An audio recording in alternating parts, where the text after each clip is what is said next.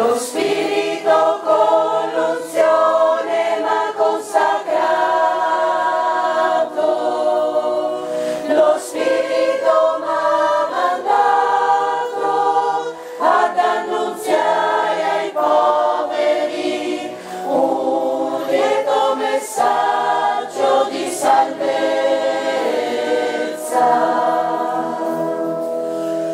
Lo Spirito di sapienza è su di me,